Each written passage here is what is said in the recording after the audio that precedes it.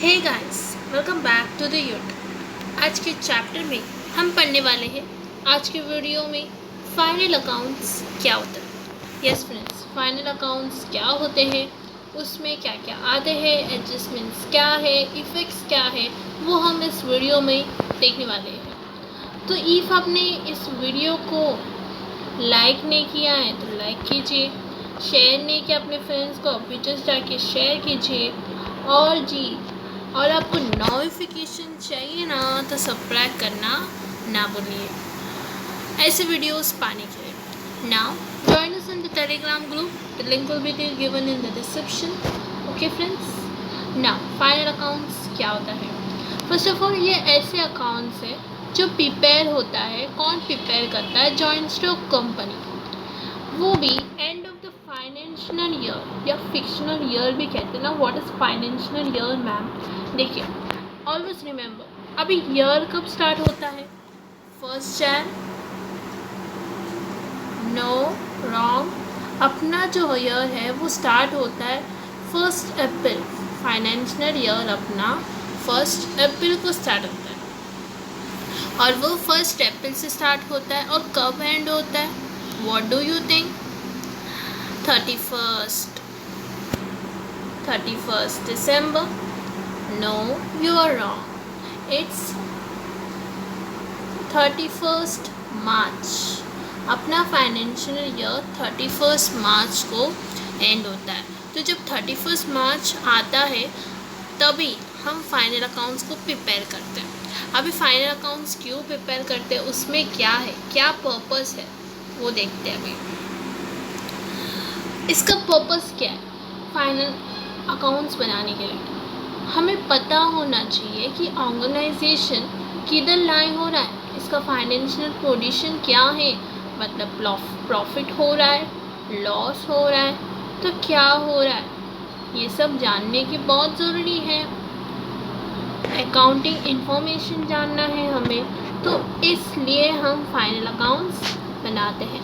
क्या हमें याद रहता है कि डेटर्स ने इतना पैसा उनका बाकी है, क्रेडिटर्स को उतना देना बाकी है?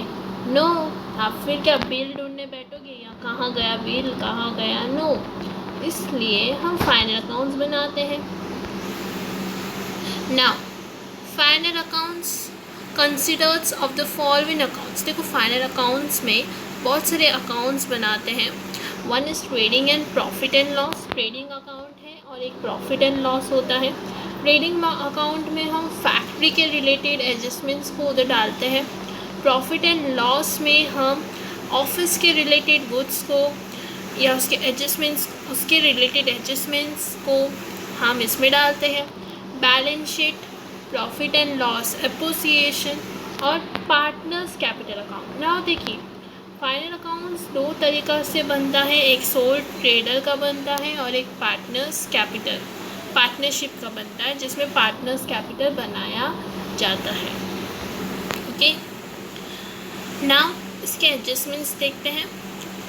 देखिए, क्लोजिंग स्टॉक, देखिए इसमें क्लोजिंग स्टॉक आता है और एक ओपनिंग स्टॉक होता है। क्लोजिंग स्टॉक मतलब कि जो हमारे पास जो स्टॉक है उसके अनसोल्ड अमाउंट है ना, जो बिजनेस में अभी भी लाई हो रहे, वो भी गिवन डेट में, उसको कहते हैं क्लोजिंग स्टॉक। उसकी जो एडजस्टमेंट्स है वो आते हैं बैलेंस शीट के असेट साइड में, ट्रेडिंग अकाउंट के क्रेडिट साइड में। ओके, ये उनका 2 इफेक्ट है।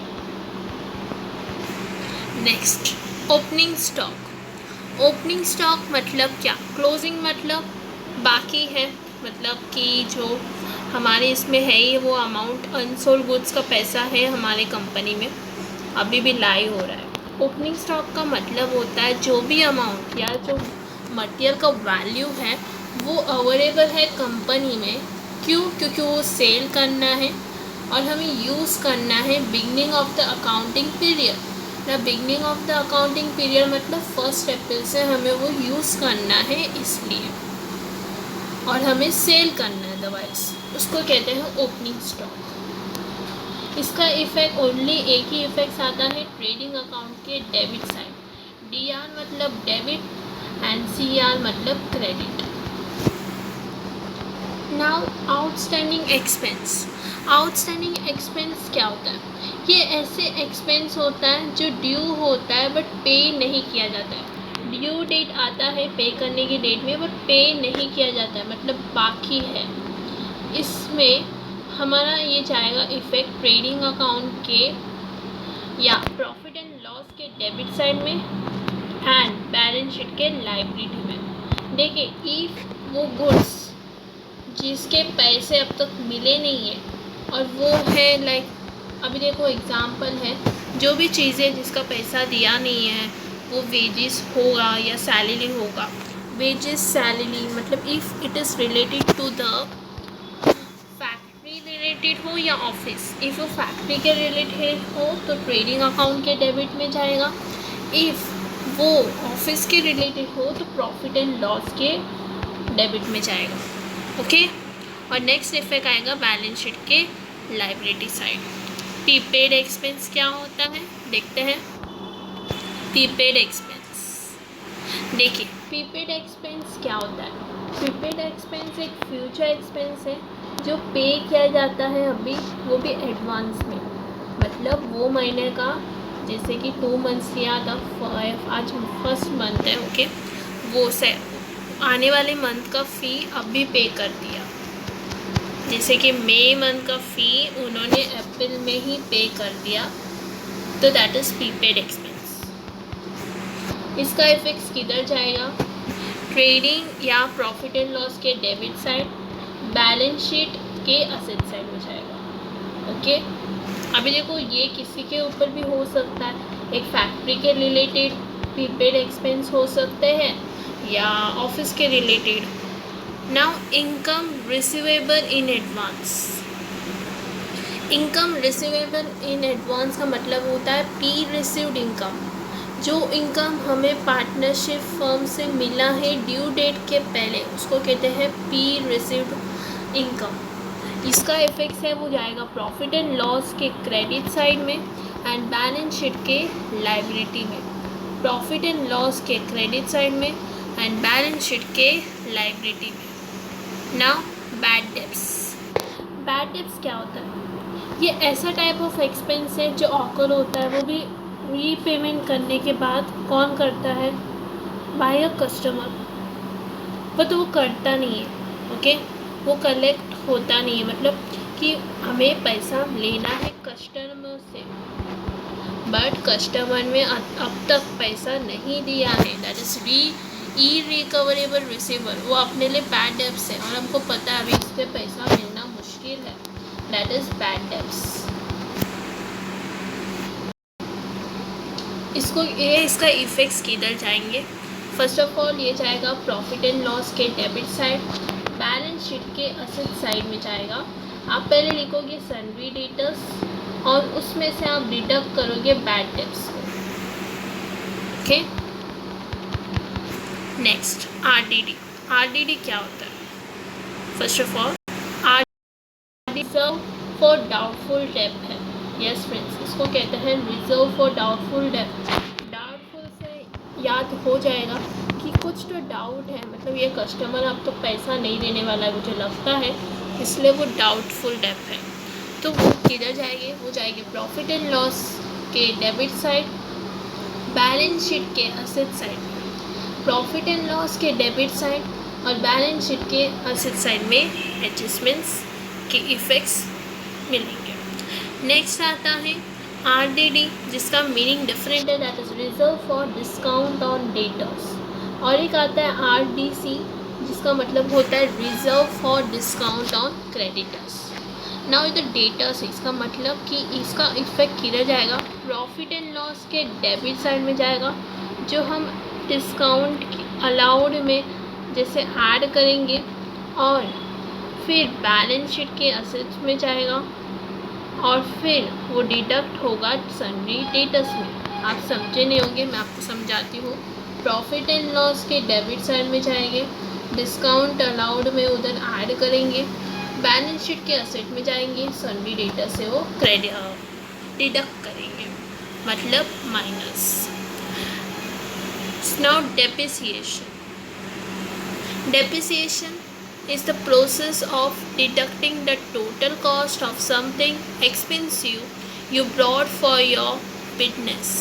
देखिए ये ऐसा होता है कि आपका मशीनरी है, आपने ख़रीदा था 2 मंथ्स के पहले, ठीक है, अभी तो 3 मंथ्स हो गए, अभी आपको वो बेचना है, तो आपने जब ख़रीदा था वो 10,000 था, अभी जब बेचोगे तो सब लोग आपसे 5,000 ही देने वाले हैं, इसका मतलब डेप्रिसिएशन हो रहा है। इसके इफ़ेक्ट्स आएंगे प्रॉफिट एंड लॉस के डेबिट साइड, बैलेंस शीट के asset side. Interest on capital, ये ऐसा इंटरेस्ट है जो ओनर्स को पे किया जाता है क्योंकि उन्होंने पैसे दिए हैं बिजनेस को स्टार्ट करने के लिए। इसके इफ़ेक्ट्स आएगा प्रॉफिट एंड लॉस के डेबिट साइड, पार्टनर्स के कैपिटल या करंट अकाउंट के credit side. Interest on drawing का मतलब होता है कि हम पर्सनल यूज़ के लिए गुड्स को या मनी को विड्रॉ करते हैं बिजनेस में, उसमें ही इंटरेस्ट आता है कि उसको कहते हैं इंटरेस्ट ऑन ड्राइंग। इसका इफेक्ट्स आएगा पार्टनर्स की कैपिटल या करंट अकाउंट के डेबिट में, और फिर प्रॉफिट एंड लॉस अकाउंट के credit side. Always remember, profit and loss के क्रेडिट साइड में प्रॉफिट आएगा और डेबिट साइड में लॉस आएगा। ओके, डेबिट साइड में लॉस आ जाएगा। नाउ इंटरेस्ट ऑन इन्वेस्टमेंट, जो इन्वेस्टमेंट हम किधर करते हैं उसके ऊपर हम इंटरेस्ट ये करते हैं, इंटरेस्ट मिलता है हमको उसके ऊपर, वो जाएगा प्रॉफिट एंड लॉस के क्रेडिट साइड और बैलेंस शीट के असेट साइड। नेक्स्ट आता है insured destroyed by the fire, मतलब कि इंश्योर्ड गुड्स, जो गुड्स को हमने इंश्योरेंस लिया है वो फायर से आग लग गई और हमको इंश्योरेंस भी मिला, तो पहले जाएगा ट्रेडिंग अकाउंट के credit side and profit and loss के डेबिट साइड क्योंकि गुड्स जल गया। फिर जाएगा बैलेंस शीट के असेट साइड और वो होगा उधर, क्यों हम लिख रहे हैं क्योंकि हमें उधर से पैसा मिलने वाला है इंश्योरेंस कंपनी से, इसलिए। नाउ अनरिकॉर्डेड परचेस, देखिए ये इफ़ेक्ट ट्रेडिंग अकाउंट के डेबिट साइड में जाएगा, जहां हम परचेस लिखते हैं वहाँ आप लिखोगे परचेस को ऐड करोगे अनरिकॉर्डेड परचेस। ठीक, नेक्स्ट इफेक्ट आएगा क्रेडिटर्स में। देखिए हमने परचेस किससे करते हैं, क्रेडिटर्स कौन होता है, क्रेडिटर्स अपने सप्लायर होते हैं जो हम लोग को गुड्स देते हैं या पैसे देते हैं, तो क्रेडिटर्स से परचेस किया है इसलिए वो क्रेडिटर्स में ऐड हो जाएगा। अनरिकॉर्डेड सेल का इफेक्ट आएगा ट्रेडिंग के क्रेडिट साइड में, जहां हम सेल्स लिखते हैं वहां हम ये ऐड करेंगे। जब ऐड करने के बाद डेटर्स क्या होता है, डेटर्स अपने कस्टमर्स है और कस्टमर ही अपना गुड्स खरीदते हैं, अपना सेल हो जाता है उनसे, तो वहाँ जाके वो ऐड हो जाएगा। Okay, bill receivable discount, bill receivable अपने लिए, मतलब अपने लिए बिल रिसीवेबल है कि जिसको बिल देना है, इसका इफेक्ट आएगा सन्ड्री डेटर्स के में प्लस हो जाएगा और बिल रिसीवेबल में माइनस हो जाएगा। ओके, बिल्स पेबल क्या है, बिल्स पेबल डिसऑनर्ड या बिल रिसीवेबल डिसऑनर्ड, मतलब बिल रिसीव होने वाला था, उससे पैसा मिलने वाला था, वो डिसऑनर्ड हुआ, तो किससे डिसऑनर्ड होता है ये सिचुएशन में, इफ रिसीवेबल आया तो, क्योंकि डेटर्स से हम पैसे लेने वाले हैं, क्योंकि वो पे करने वाले बिल तो हमने बनाया, तो सन्ड्री डेटर्स में ऐड होगा, बिल रिसीवेबल में माइनस होगा, क्योंकि बिल रिसीवेबल है इसलिए हमने उसमें से माइनस किया। Now bills payable dishonoured, bills payable मतलब हम लोग को, पेबल मतलब हम लोग को पे करना है, किसको, सन्ड्री क्रेडिटर्स को, दैट इज सप्लायर को, तो सन्ड्री क्रेडिटर्स में ऐड होगा और बिल्स पेबल में माइनस होगा।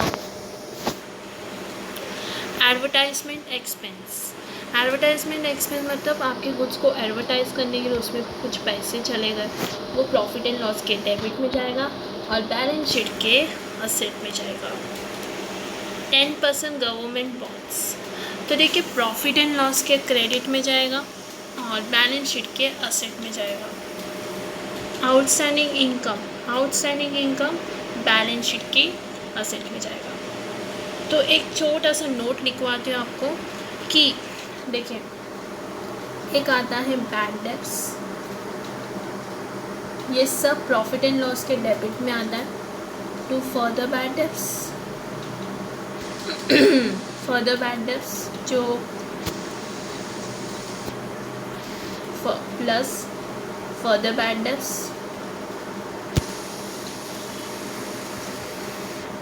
माइनस न्यू RDD एंड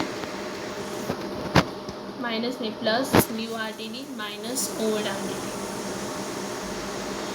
तो सुनिए, बैड डेब्ट्स आपको बैलेंस शीट में मिलेगा, आपके एक्सरसाइज में एक बैलेंस शीट मिलेगा आपको और एक एडजस्टमेंट्स मिलेंगे नीचे। बैड डेब्ट्स का जो वैल्यू है वो आपको बैलेंस शीट से ही मिलेगी, आपको बैलेंस शीट से निकाल के लिखना है बस। फर्दर बैड डेब्ट्स आपको खुद को फाइंड करना है, उसके ऊपर एडजस्टमेंट होगा, आपको उधर से आपको परसेंटेज या ऐसा पैसा अमाउंट दिया जाएगा जो आपको माइनस करके या परसेंटेज निकाल के आंसर लिखना है। न्यू RDD सेम आपको परसेंटेज दिया जाएगा, आपको वो परसेंटेज से आपको जो सन्ड्री डेटर्स का जो वैल्यू है उसका परसेंटेज लाइक 10% है तो 10% का उसका निकाल के लिखना है।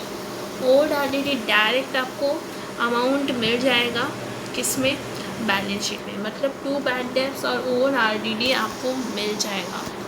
ओके, सो ये था छोटा सा नोट। सो इफ़ आपको अच्छा लगा देन प्लीज़ ये वीडियो को लाइक करना, न्यू हो तो सब्सक्राइब करना, अपने फ्रेंड्स को शेयर करना क्योंकि उनको भी यूज़फुल हो जाए ये वीडियो को। ऐसे वीडियोस पाने के लिए अपने चैनल को सब्सक्राइब कीजिए। SPDFs पाने के लिए आप टेलीग्राम ग्रुप ज्वाइन कर सकते हो, link will be given in the description. Okay, this is very useful for HSC board. तो HSC बोर्ड के स्टूडेंट्स को प्लीज़ ज़्यादातर शेयर कीजिए, या जो 11th में है उनके लिए तो ज़्यादा यूज़फुल है, और जो 12th में है, 13th में है, CA में है, BEF में है, BCom में है, जो भी बच्चे हैं उनको प्लीज़ शेयर कीजिए जिसमें उनको हेल्पफुल हो ये वीडियो को। तो आज के लिए इतना ही। ऐसे वीडियोस पाने के लिए हमारे चैनल को सब्सक्राइब कीजिए। Bye friends, thank you and keep supporting.